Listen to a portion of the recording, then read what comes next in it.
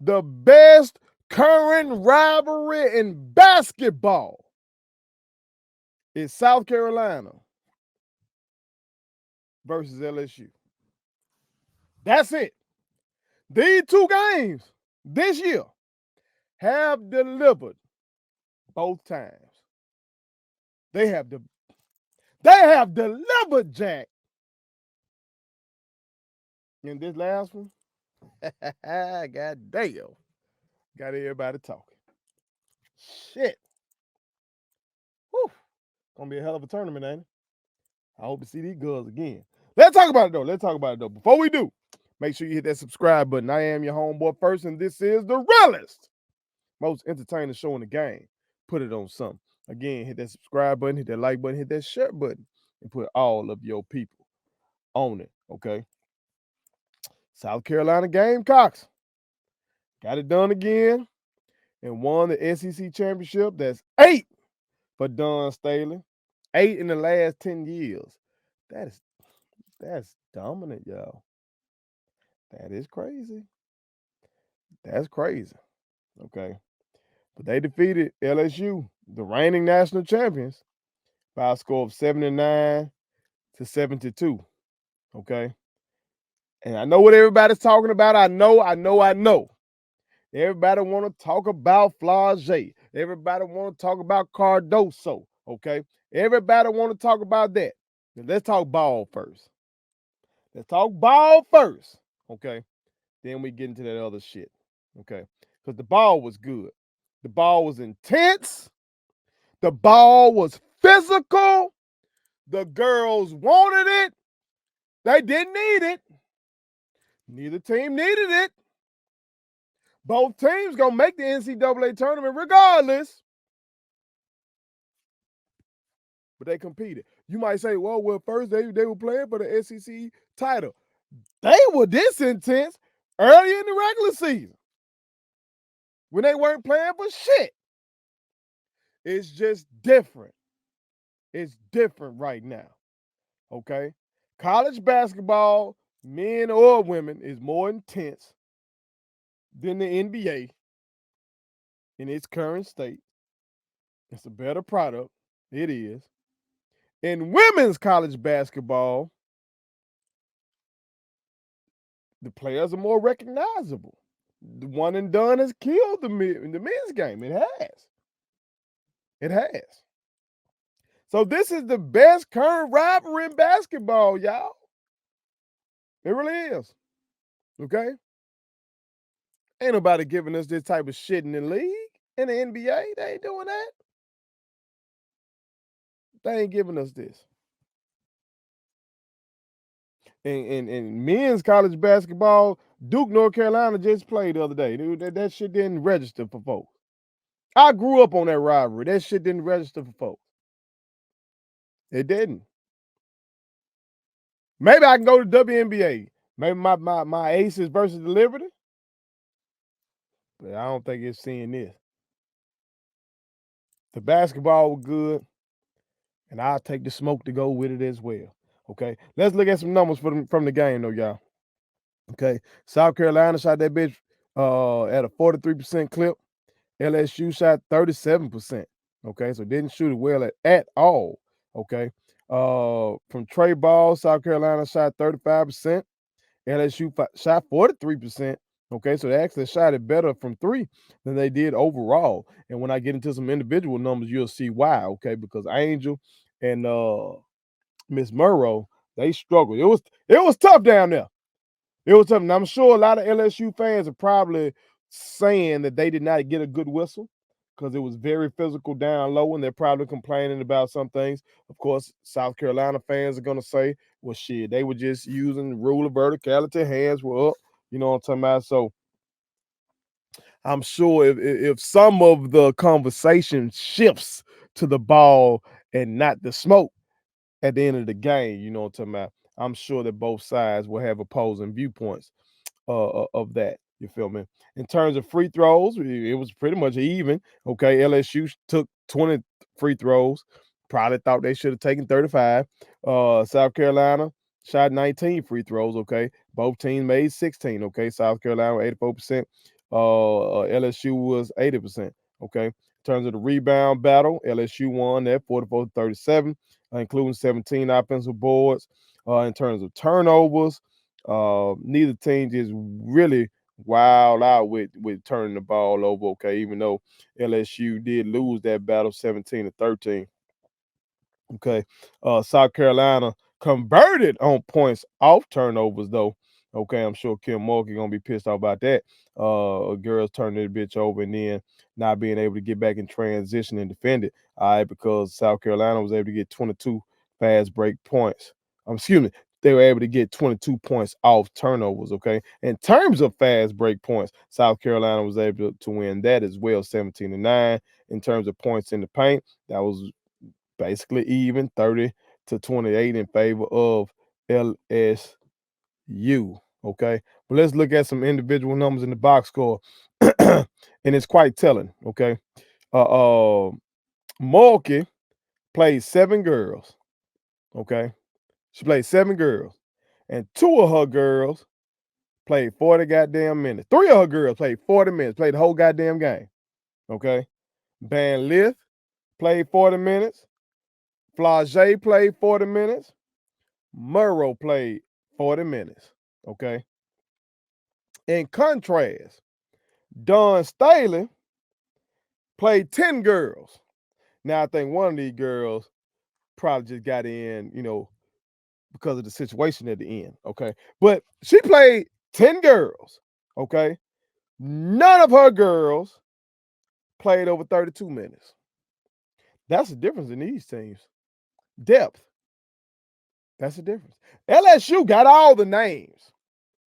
LSU got every girl on LSU in LSU's starting lineup, okay, is a more recognizable figure than all the girls on South Carolina. For those who don't really keep up with the sport, okay. And mind you, Michaela Williams is coming off the bench right now. I think she's coming off an injury or something like that. Okay, normally she would be in the starting lineup. So you got Angel Reese, who of course is up there with Caitlin Clark for arguably being the face of college basketball. Okay, Murrow is one of those names that for all the big numbers she be putting up. Okay, Flau'jae. Come on, man. She was on the title team last year. She's a fucking rapper, a dope ass rapper, by the way. Okay, and she's a fucking hooper. Okay, Van Lith, her for the whole shit with Caitlin Clark and everything last year before Caitlin even made it to Angel. You know what I'm talking about? And then Michaela, freshman of the year. You know what I'm saying? So they got forward all that name record, but South Carolina was able to just turn over their roster. Okay, on some real prime Nick Saban Alabama shit. You know what I'm saying? Like you lose them to the league and you just bring in the next troops who ready to get some shit done. And Dawn get production. She get production. 6 points from Kits here. Cardoso gonna give you 8. You feel me? And 6 boards, 3 blocks. You know what she bringing to the table. You feel me? Hall giving you 9 points. Raven giving you 9 points. Pow giving you 12. You feel me? And then that good for Wiley gave you 24. That girl was hoping. That girl right there was hooping. She had a fucking move, came through there, split 2 defenders, hard ass finish, soft touch off the glass. Okay. Another time coming down in transition, get up, girl got bounced, get up, lay that bitch on in, tell Haley, you too small. For a while, it was not bullshitting. 24 off the bench. Okay. And that's in only 17 minutes. The girl was hooping. That's the difference in these two teams. That's the difference. Okay. Dawn got depth, and she coaches these girls up. They believe in themselves, even when it seems like they shouldn't. We just saw that hell with that game-winning shot. by Cardoso against Tennessee. Her coach told her shoot that either Don told her shoot that motherfucker or she said shoot that shit. Either way, Cardoso said, okay, coach. Don coached these girls up. Now, of course, you can argue that Tennessee ain't no way in the hell Tennessee should have left that girl open. Okay. You can argue that. You can argue that because, of course, anything can happen and shit, motherfucker can get lucky. And that's what happened because she banked that bitch in. Okay. But my point is, Dawn has depth. She gets these girls being in unison and believing in one another. And it doesn't seem like in these moments, in these big moments, and again, I don't want to act like LSU been trashed this year. Hell, they were good enough to be the second seed in the SEC tournament. But I'm saying just against South Carolina in these two games, they haven't been able to rise to that occasion. And again, look at these minutes. In the last game, Angel got in foul trouble again, but in this one, Angel 34 minutes, 7 of 19. Okay. Murrow, 40 minutes, 5 of 18. Flau'jae, 40 minutes, 4 of 10. Okay. Haley, 40 minutes, 5 of 11, which really ain't that bad for a guard, to my, especially when you look at the 2 for 5 from 3. You feel me?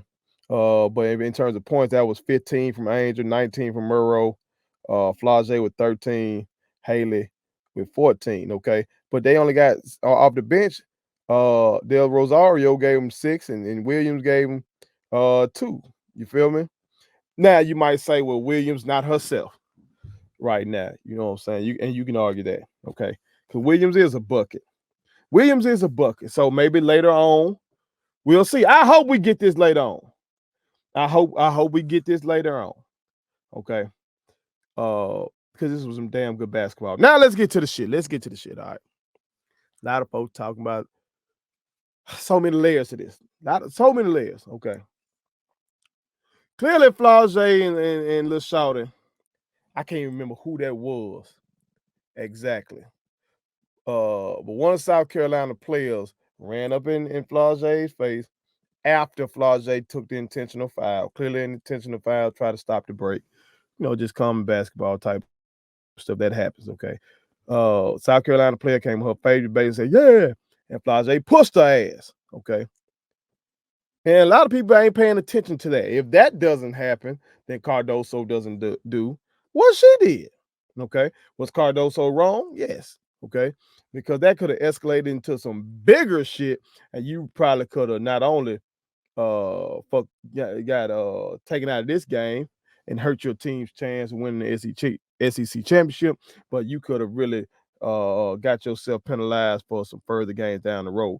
It's been all over the place, and what's gonna go on? I've seen motherfuckers say that Cardoso was gonna miss the opening round game, and then I saw somebody else tweet out that she was just gonna miss a half of the opening round game.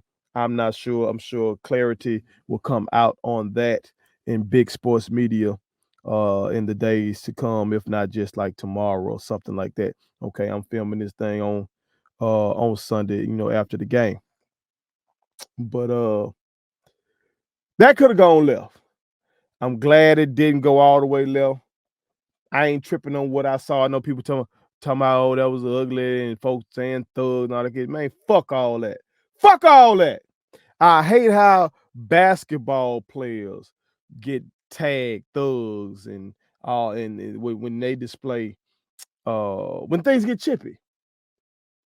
In baseball, in that culture, when shit pop off, if you don't run your ass out there, folks looking upside your head crazy. I've heard that you get fined if you don't take your ass about that dugout, or if you don't run from that bullpen and come square up and see what the fuck is going on. At least, even if you don't square up, you better run up here and see what the fuck is going on. That's in baseball. In football, them folks get to shoving a little bit, goddamn it.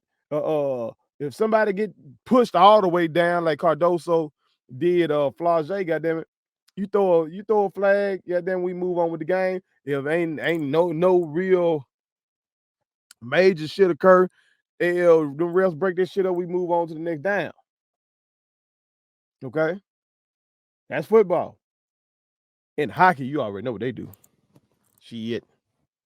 You already know what they do. They throwing hands. And then they move on. But basketball, a couple of shoves. Then folks say everybody gotta apologize. Man, fuck all that shit, man. That's basketball. Get the fuck on. Y'all ain't wild out. Y'all ain't through no punches. Y'all ain't winning no stands. We cool, man. Now somebody came up out the stands. Somebody came up out the stand. Now they say I've seen what that Flau'jae's brother, uncle, whatever. Flau'jae's family member came up out the stand. And some folks saying, bro, looked at Cardoso and like, shit, this motherfucker kind of tall. I don't know. I'm sure he been around hoopers. You know what I'm talking about? His kinfolk a hooper. You feel me? I don't know if that was it. I think maybe he got down there and just wanted to make sure that Ken was straight. You know what I'm saying? That's what I'm hoping. I'm hoping he wouldn't come down there thinking he finna jump on there and one of these women. You feel me? But hey, folks try to protect their own. But again, you know, Flau'jae can hold up for herself. She big girl, tough girl. You feel me? But that was wild. You of course you can't do that. Of course you can't do that. You feel me? And it's a little scary that he was able to get there so quickly and so easily. You know what I'm saying? That means that any motherfucker goddamn could do that. What if a motherfucker get down there and just really get to throwing? Shit. Or God forbid they snuck a weapon up in that bitch. All right, so they got security got to tighten that up a little bit going forward. Got to tighten that up. Okay. In terms of the benches, that rule is tough. Your natural reaction is to see about your teammate, man. You feel me? I know why they got the rule or whatever, but that's a tough rule. That's a tough rule. But again, I think everybody overreacting. But let's talk about the coaches' reactions. Let's talk about the coaches' reactions. What Kim Mulkey said, that's some shit you say in the locker room when you're trying to get your girls ready to go. That's some shit that you say like going forward. You use that shit to motivate them to finally go ahead and beat South Carolina. You don't say that shit in no media. Because you call the shit ugly, but then you say you wish she had pushed Angel Reese. I guess implying that Angel would have, took it somewhere else. And then what we have been looking at. Arguably the biggest star in college basketball to go along with Caitlin it's them. Okay? It's those two. So we would have had Angel getting in these hands with Cardoso. That's what we would have had, Kim Mulkey. You would have rather had that? Come on, man. Or you just your way of saying pick on somebody your own size type of shit. I don't know. It's just ball, man. She taking up for her teammate.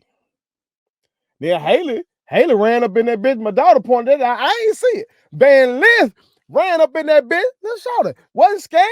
She ran up in that bitch and defended her teammate a little bit. Got a little shove in there on the slick. Oh, man, who? I like to see these women compete, man.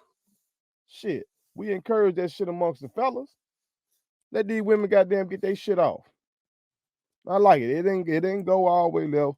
You know, we ain't got to be acting like this some thug life shit. You know what I'm saying? It is what it is.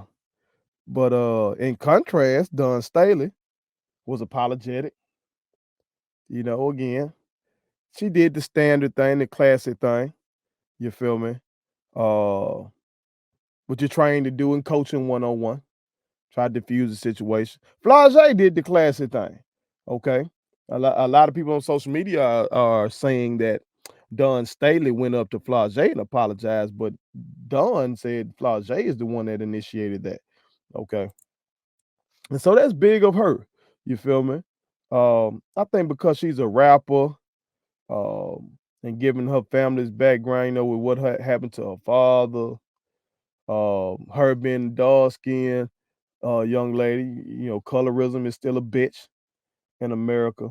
I think some people got, try to paint Flau'jae as a thug. It's some motherfucking video going around with some woman with texting with this big ass font, South Carolina fan, telling somebody, calling Flau'jae a thug, calling the brother a thug, all that kind of shit, and calling her deceased father a thug. Like, just real wild now. But that's sports. This shit wild, man. Folks be on some most shit. But sometimes that damn thug word can be cold for something else motherfuckers want to say.